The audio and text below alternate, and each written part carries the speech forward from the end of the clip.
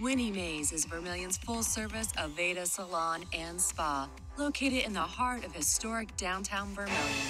Coming up on Coyote News, find out how you can make a difference and save lives. Plus, we take a look at a new campus student organization. Coyote News starts right now. Live from the Al Newharth Media Center, this is Coyote News. Hello, thanks for joining us. I'm Allie Boyson. And I'm Carter Hofer. We'll get to those stories and more.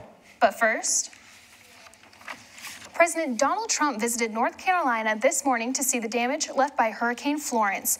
As of yesterday, the hurricane death toll rose to at least 37 in 3 states. 27 of those fatalities were in North Carolina. The mayor of Wilmington is pleading with the evacuees to be patient and not return home yet. Nearly 50,000 homes and businesses are without power in the county where Wilmington is located. In an effort to tackle the high rates of violence against Native American women, the U.S. Justice Department is going to double the funding it grants tribes for public safety programs and crime victims. Officials are looking to address the issue with more than $113 million in public safety funding for 133 tribes and Alaska Native villages. Another $133 million will be awarded to help tribes help serve Native American crime victims in the coming weeks. Absentee voting for registered South Dakota voters will begin on Friday. To vote at your county auditor's office, you must present a photo ID, or you can vote absentee by mail by filling out a ballot application. The deadline to submit an absentee ballot application is Monday, November 5th. South Dakota's general election will be held on Tuesday, November 6th. So it's been rainy these past couple days. Can I pack my umbrella, or is there going to be some sunshine? Well, Allie, I've been really looking forward to waking up to the rain, and it'll continue to rain tonight and tomorrow. But the weekend is looking sunny.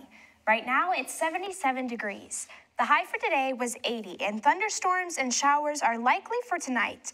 The low for tonight will be 65. Showers and thunderstorms are also likely tomorrow with a high of 77 and a low around 51. That rain won't stay long, though. Friday will be mostly sunny with a high near 63 degrees and a low around 43. Saturday and Sunday will be sunny with highs in the 70s and lows in the 50s. And that's it for your Coyote weather. Thanks, Cecilia. The Greek Life Challenge allows USD students to take advantage of the opportunity to help save lives by donating blood on campus. The community blood bank under the umbrella of Sanford and Avera is aiming for 80 donors that could help save lives of up to 240 lives. Executive Director Ken Versteeg says that one blood unit saves up to 3 lives, since a single blood unit is separated into components of platelets, plasmas, and red blood cells. Versteeg says that not every patient necessarily needs all 3 components.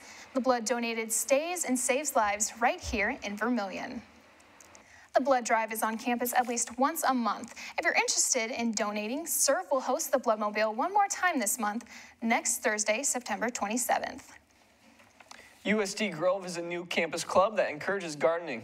They strive to educate those on campus as well as the Vermilion community on agriculture. This student-led group has high aspirations after getting on their feet last spring. They would like to be involved outside of USD at a local farm, start a compost pile, and begin educating children on the importance of what they're doing. USD Grow is a really exciting new experience for people who are looking to get more involved with their green thumb. I got involved with it because my mom always called me her little Thumbelina child. We're looking to really get involved in the school and in the community, and just really planting our seed here at USD. One main goal of USD Grow is to teach in a way that is both fun and educating. Reporting for Coyote News, I'm Emily Bear. USD Grow has 15 members and 40 new people interested in joining. They meet every other Thursday at 6:30 in Party Labs 310. In some campus bathrooms, you can find condom dispensers and changing tables, but you can't find feminine hygiene products. On the walls of women's bathrooms in the muck, you can find a sign that indicates feminine hygiene products can be bought in the bookstore or muck convenience store. The president of Students for Reproductive Rights says this is inconvenient for students. But I find that making our students on campus who may get an unexpected period to go to the pod and pay $3.59 for 10 tampons, which equates to about 36 cents per tampon, which is crazy compared to what you can get at Walmart or Hy-Vee or any other store. Although some bathrooms on campus have dispensers, they remain empty. We reached out to facilities management about how many campus bathrooms have dispensers, but we did not hear back by airtime. Coming up after the break, the Vermilion Public Library has a club to keep kids busy after school.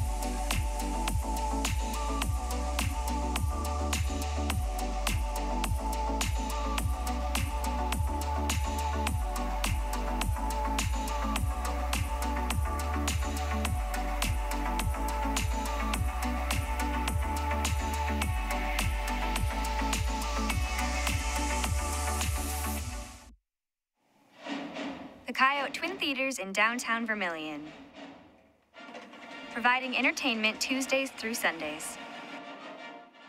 A proud supporter of USD student media. This is Coyote News. If you're looking for something for your kids to do after school, the Vermilion Public Library has found a new way to keep children busy. Coyote News' Austin Lozano reports. After school can be a boring time for many children. In an attempt to help give these kids something to do, the Vermilion Public Library has started an after-school club. The school district schedule is already so packed full of activities and their resources are limited. We also took the opportunity to kind of either supplement and or fill in some of the gaps that parents had said they were concerned about in their schedule. So, we try to keep a variety of programs. In each semester, we kind of, the popular ones we keep, and then we'll try and change up or add in some new ones.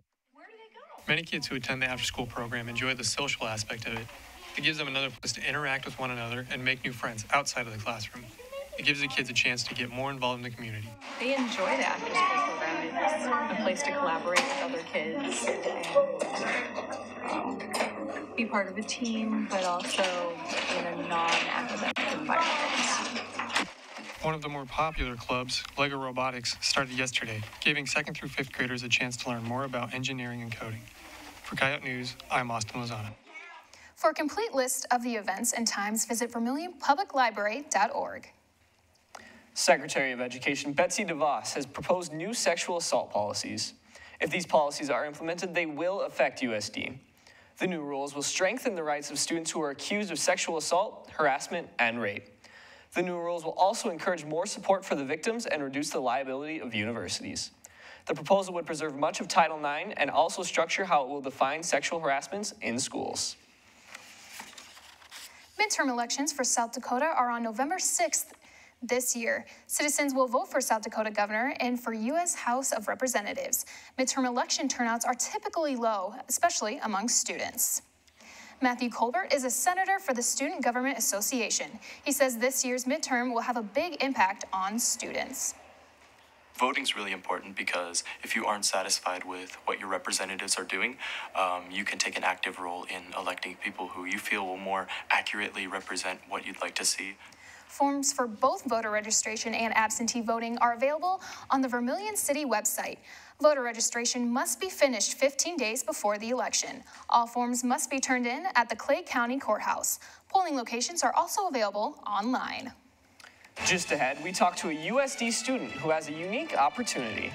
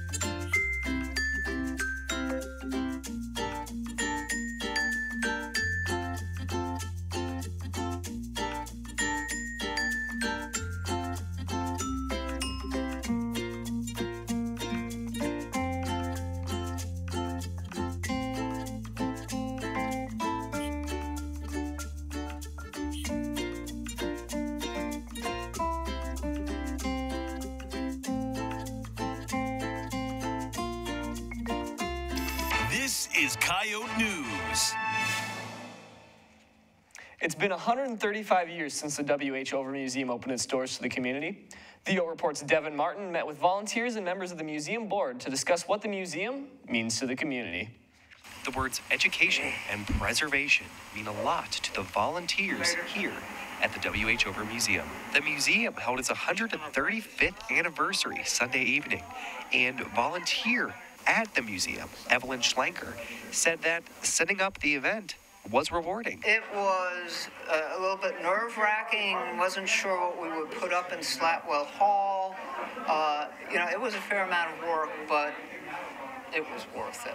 Maxine Johnson, president of the board of the W.H. Over Museum, said that learning new things is always something that occurs at the museum. I think every time one of us takes a tour through the museum, we learn at least as much about what's here as the children who are on that tour do, and they get to a new appreciation of it. It's just a treasure. Larry Bradley, director of the W.H. Over Museum, said that there are numerous exhibits for visitors to see. We've organized the museum so that literally you walk through time from the very, very remote past up to the very recent past.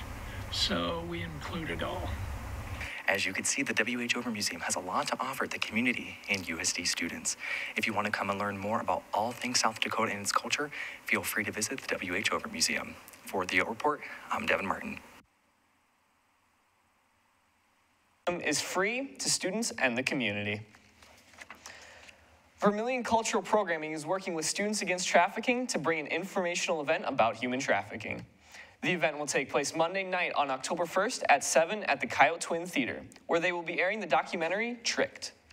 There will also be a panel of USD professors, local advocates, and Call to Freedom, a Sioux Falls nonprofit group. For more information, visit the Vermilion Cultural Programming Facebook page. On October 16th, rapper Vince Staples will be performing at the Sanford Coyote Sports Center. Miles Ching, a senior at USD, will be opening for him. Back in June, Ching sent in his press kit to Def Jam Records to show off his talents. After waiting nearly 2 months, he received a call letting him know he got the gig.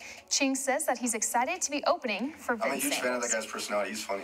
One of the first concerts I ever went to was Vince Staples. He released Hell Can Wait. I think it was my freshman year of college. To me, that's crazy because I've always been a huge fan of him, and I met him at Soundset in 2014. He's a great dude. Ching hopes that he'll gain more exposure from this event and that it'll lead to more opportunities like this one. Sioux Falls solo acts Fade and Soleil will also be performing alongside Ching this October. Tickets are still available on eventbrite.com. Now, Nathan Finster joins us live from the Muck with an Education Department faculty member to talk about how Sioux Falls plans to build more schools. Nathan?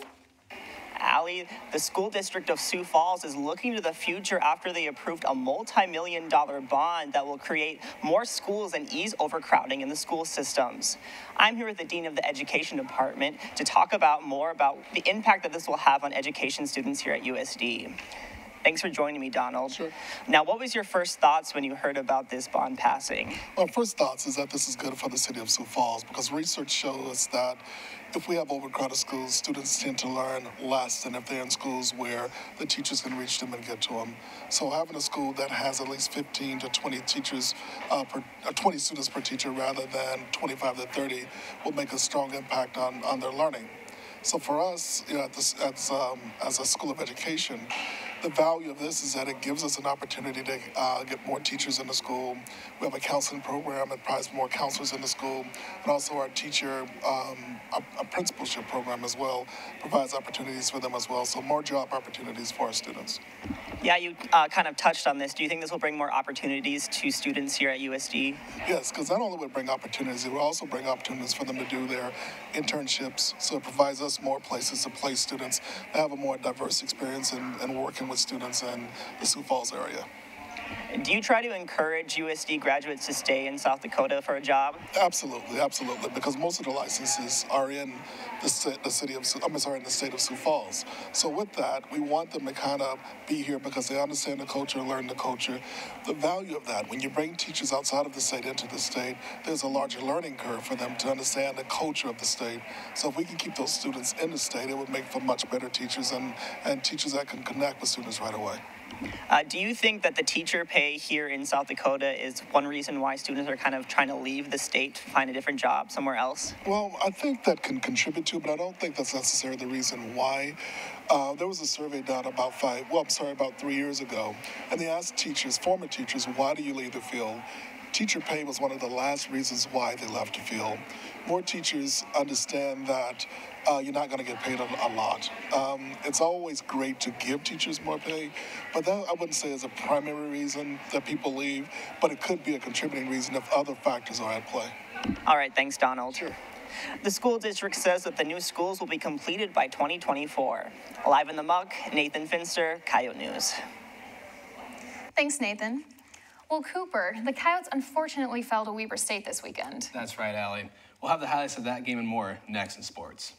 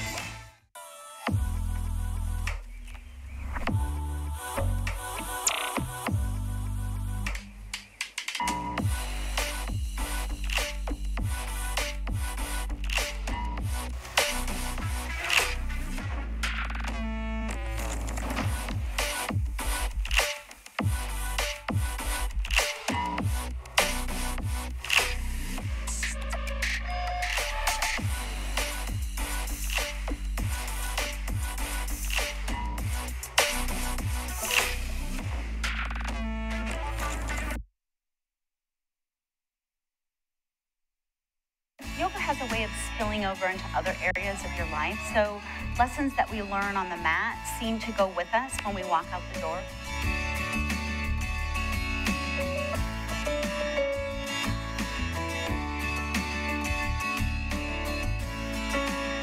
And yoga teaches us to listen to our bodies, to ask for permission, and to learn ways of healing and balancing our bodies. This is Coyote News. Welcome back. I'm Cooper Seamer. And I'm Whitney Fowkes. Tonight on Coyote Sports, we take a look at a football loss on the road. But first, USD triathlete Sammy Whitting competed and earned 45th place among junior women in the 2018 ITU World Triathlon Grand Final this week. Whitting represented her home country of Australia in the final race of the 2018 season for professional and junior athletes. She completed the course in a total of 1 hour, 4 minutes, and 44 seconds. Haley Dotseth and Ann Rasmussen became the 15th and 16th Coyotes, respectively, to surpass 1,000 digs in their career. Both players reached the mark during Saturday's match against Montana. Sports bookmaker FanDuel has declined to honor a bet set to pay over $82,000 to a line error in their system. According to FanDuel, the line placing the odds of the team winning had glitched, and they are not obligated to pay for glitches. The bettor said he would seek an attorney, and an investigation is now underway. The football team traveled to Utah to take on 13th ranked Weber State in a top 25 matchup this weekend. The Coyotes made stops early against the high-powered Wildcats offense, but struggled to get more than 3 points on the board in the first half. The second half brought more of the same as the Yotes allowed 8 sacks and 3 turnovers throughout the game, while only putting up a total of 10 points. The only touchdown for the Coyotes came off a deflection in the end zone grabbed by Dakari Allen with 10 seconds left in the game. Weber State came out with the win over the Yotes by a final score of 27-10. The Yotes now fall to 1-2 in the year as they enter their bye week and will try to bounce back in Southern Illinois next Saturday. The women's cross-country team continued their success with a silver place finish on the road this weekend. The Coyotes finished second out of 21 teams at Nebraska's Woody Greeno Invitational this weekend, only topped by 12th-ranked Michigan. Megan Billington led the way for the Yotes, finishing 10th place with a time of 21 minutes, 46 seconds. Following close behind, Laura Nelson and Madeline Hugland placed 20th and 22nd, while Kelsey Carney finished 29th. The Yotes will head to Minnesota's Roy Grieg Invitational for their next meet on September 29th. Adidas supplies the Coyote athletic teams with gear, apparel, and equipment. Coyote News' Seth Jones went and found the rules athletes have with their gear and apparel. The Coyotes recently renewed their Adidas athletic apparel contract through the 2026 athletic season. The athletes of the 17 Coyote D1 sports get various shirts, shorts, and competition gear free of charge due to the Adidas contract. However, the apparel comes with some rules. For practice, they want us to wear Adidas, but we don't really have to wear Adidas for practice. But when it comes to competition, they want us wearing Adidas gear. In an email, Haley Dotseth of the women's volleyball team said that the team was required to wear Adidas-only apparel in the weight room and at practices. However, their rule is that none of the gear can be left on the floor out of respect for the university. When an item of apparel is lost or damaged, it only takes a trip to the equipment room in either the dome or arena to get it replaced or fixed. You just talk to Danielle, and she'll either replace it or we'll have to talk to our coach about it, and then he'll talk to Danielle about it. If something is damaged, we usually can replace it within a week or so. The USD athletes have been branded by Adidas since 2012. For the Sports Report, I'm Seth Jones. In the email, Dotseth also states that Adidas is a great sponsor because they have not only a good equipment line that focuses on all sports, but also has a comfortable athleisure line of products for outside of practice. The volleyball team traveled to California to take part in the CSU Bakersfield tournament this weekend. In the first match, the Coyotes struggled to get the offense going against UC Santa Barbara and lost in 3 straight sets. Haley Dotseth was the only Coyote with double-digit kills with 11. In the first match of Day 2, the Yotes found themselves playing comeback against Montana after dropping the first 2 sets. Despite making a run and winning the next 2 sets, they would eventually fall in the tie-breaking set 15-13.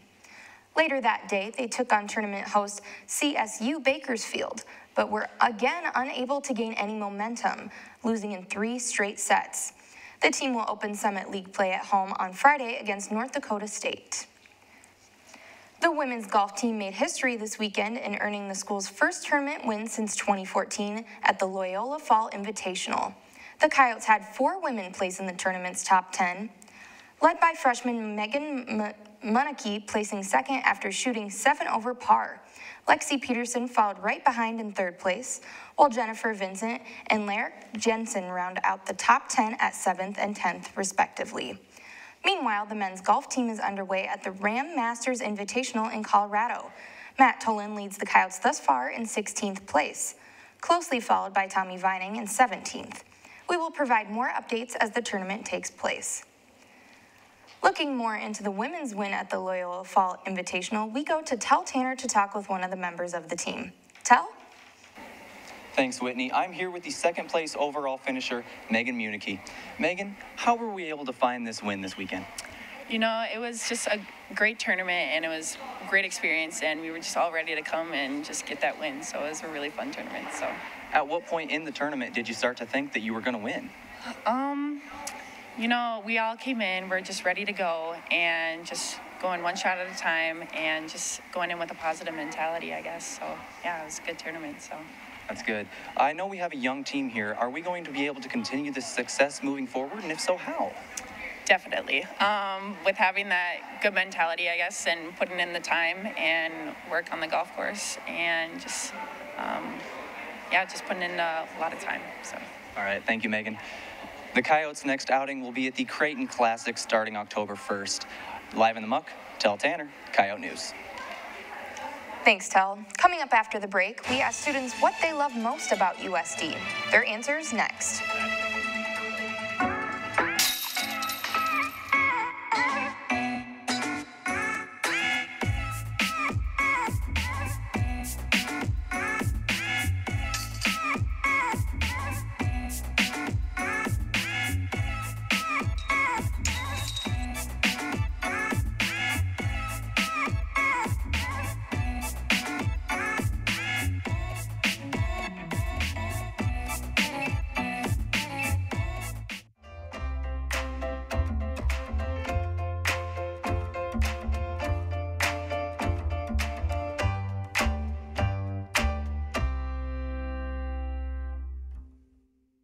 I'm here with Baby, who's 3 years and 5 months old. She's very shy at first, but once you get to know her, she's very sweet and outgoing. She loves scratching posts and she loves traveling. If you want to adopt a Baby, Her adoption fee is $25 right now, so come on down to the Humane Society and you can meet her and all her other friends.